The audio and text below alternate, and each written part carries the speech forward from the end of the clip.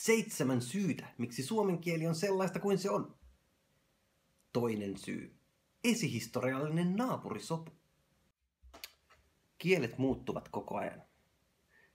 Luultavasti tärkein syy tähän muuttumiseen on se, että kielet ovat kosketuksessa toisten kielten kanssa. Toisin sanoen kielen puhujat elävät maailmassa, jossa on muidenkin kielten puhujia.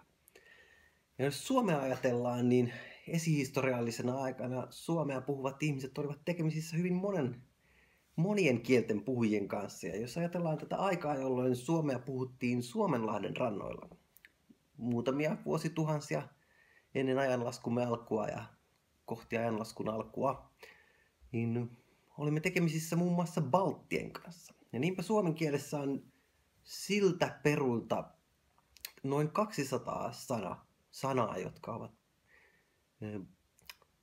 niin kuin nykyisen Liettuan ja Latvian esimuodoista. Luettelen muutamia. Esimerkiksi kaula, napa, kauha, luuta. Aivan tavallisen elämän sanoja. Tämä on naisiin liittyviä sanoja. Sisar, tytär, morsian. Tästä voitte ehkä tehdä jotain johtopäätöksiä, minkälaiset suhteet meillä on ollut balttilaisten kielten puhujiin. On lisäksi myös esimerkiksi luontosanoja. Heinä, herne, hirvi, vuohi. Aika peruskamaa. No toinen ryhmä, jonka kanssa olemme sanastosta päätellen olleet vielä tiiviimmin yhteydessä, ovat germaanisten kielten puhujat. Ja nyt puhumme hyvin keskeisistä nykymaailman kielistä, eli englanti, saksa, ruotsi, tällaiset pikkukielet kuuluvat siis germaaniseen kieliryhmään, joka tarkoittaa siis sitä, että niillä on yhteinen esimuoto. Ja näiden esimuotojen kanssa olemme siis olleet tekemisissä. Ja nyt Suomessa on noin 600 sanavartaloa, joiden tiedämme lainautuvan jostakin germaanisten kielten esimuodosta. Ja tämä on kyllä erittäin varteenotettava määrä, koska tunnemme ylipäänsä noin 2200 sanavartaloa noilta ajoilta. Ja siis muutamia, niin kuin sanotaan ajanlaskumme alkuun asti hieman siitä, melko sanotaan vuosituhansia siitä taaksepäin. Olemme saaneet muun muassa sellaisia sanoja, nyt niin kuin heti ensimmäiseksi on otettava tämä keskeisin äiti.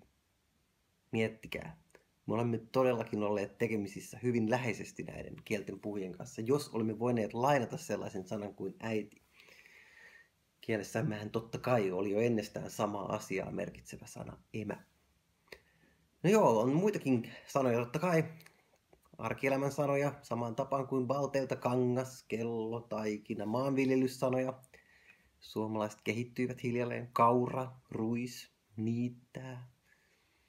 Meillä on kalastussanoja, merta, verkko. Ja aivan tämmöisiä yleissanoja niin kuin suuri tai jopa sana ja ovat lainoja germaaneilta. No lainoja tuli sitten vielä lisäksi slaaveilta, mutta pääosin hieman myöhemmin. Ja siellä on sellaisia kuin saapas, lusikka, piirakka, papuraja, vapaa, risti, pakana. Ja toki kielet muuttuvat muullakin tasolla. Sanasto on niin kuin näkyvin osa. Kielioppiinkin on tullut juuri samalla tavalla, juuri samoista kielistä vaikutteita. Vain esimerkkinä esimerkiksi astevaihtelu. Eli tällainen hyvinkin suomalaisena näyttäytyvä piirre kuin kukka, kukan, matto, maton, niin on arveltu, että saattaisi olla peräisin germaanisesta kantakielestä. Tästä ei ole varmaa. Joka tapauksessa voimme olla melko varmoja, että suomen kieleen on tarttunut esihistoriallisina aikoina todella paljon aineesta, joka on aivan suomen kielen ydintä, mutta joka on toisista kielistä. Ja tästä kaikesta saamme kiittää tällaista, voisi sanoa, esihistoriallista naapurussopua.